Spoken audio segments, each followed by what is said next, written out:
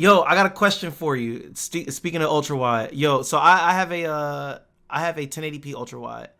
Um, Scott has a 1440p ultra wide. Mhm. 4K or ultra wide? I'll take ultrawide all day long. Really?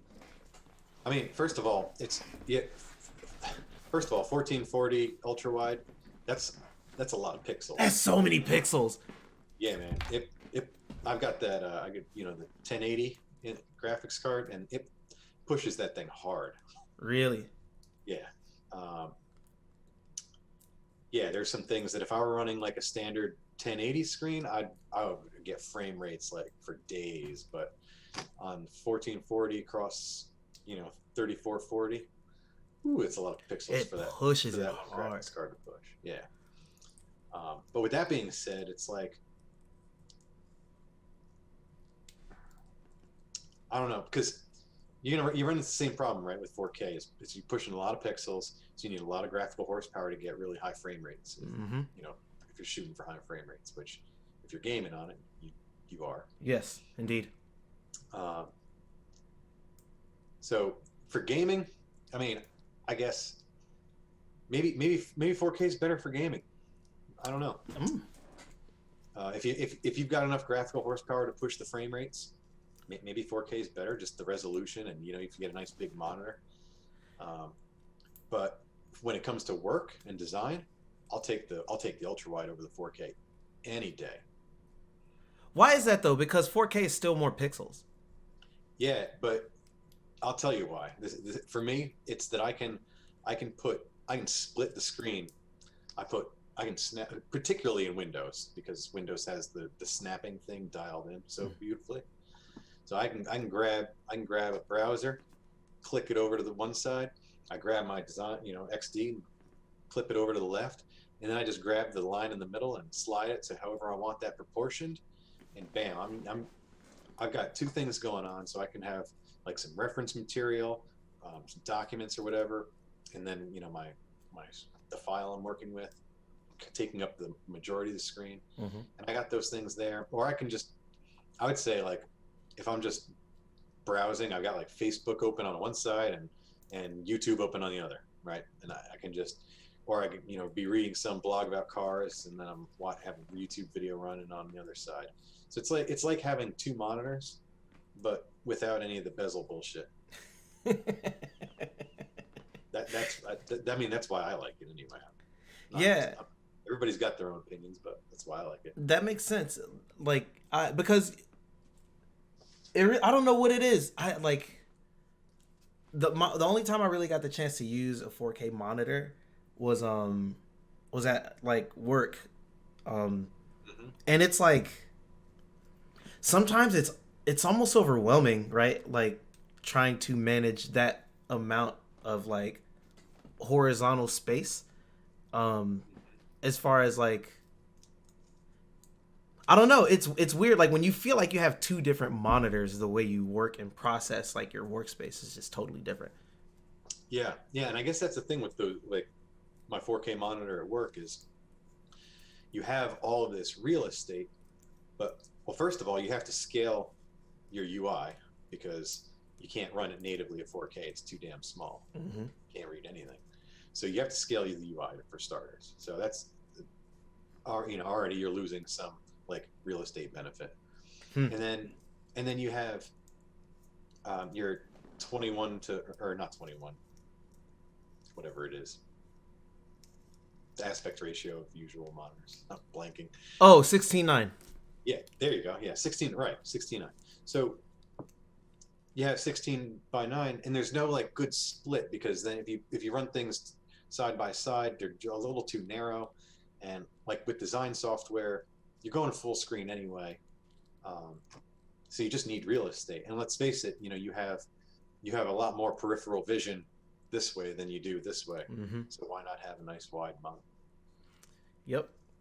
And it curves like I mean, The curve is all right. Yeah. yeah. I was gonna say yeah, man.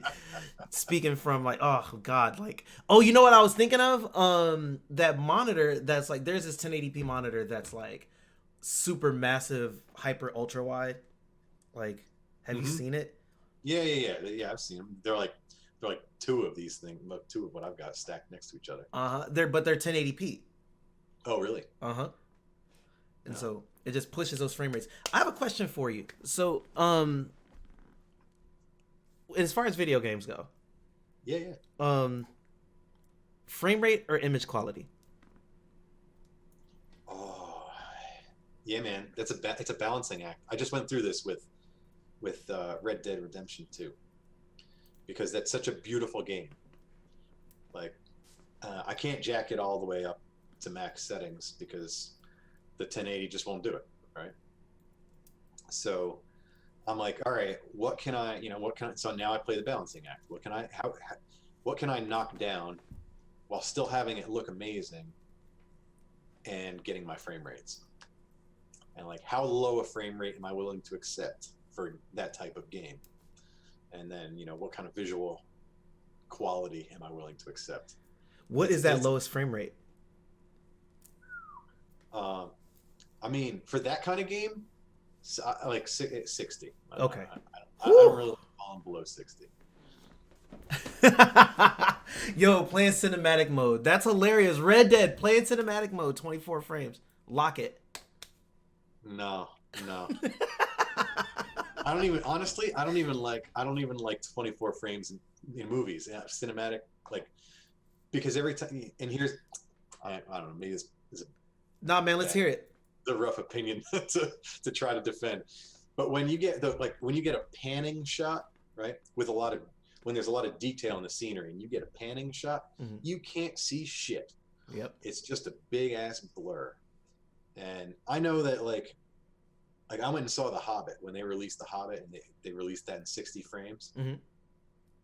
And it looked weird, man. It's, because it's that soap opera effect, but the thing is, it's actually just more realistic, and we're not used to seeing movies that way. So our brains aren't programmed to take in all that information when watching a movie, and it makes the filmmakers have to work harder to make their fantasy believable when we're getting twice as much information sent to our eyeballs. That's interesting. Because when you run 24 frames per second, you're asking our brains to fill in information that's not there. That's true. There's I can't remember I think that's true. I agree with that. There's this movie that Will Smith made, and I think it was this movie where it's like him from like the past and like him in the future, and it's like two of him pretty much, and like one's really young.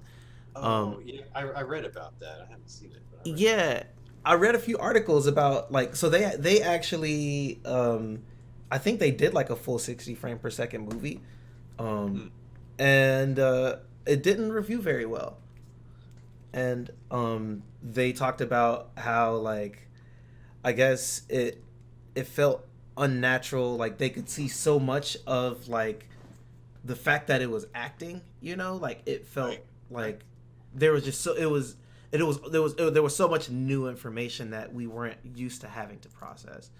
Yeah. And it makes me wonder, like, so when I first read that, it was just like, damn, okay, well maybe 24 frames per second is better for movies, but listening to you say it got me thinking now, like, maybe if that were just the standard going forward, I wonder what effect that would have on movie makers and not artists but actors, yeah, and like directors and like CGI artists and whatnot. Like it would probably totally change the way people make movies. Yeah, I think it would, because like I said, I think it's a lot harder when you're doing a movie, which is fake, it's fantasy, right? It's a lot harder to make it believable when you provide twice as much visual information. You can't hide things. You see my face popping up? It's like it can hear me nodding. You see that shit?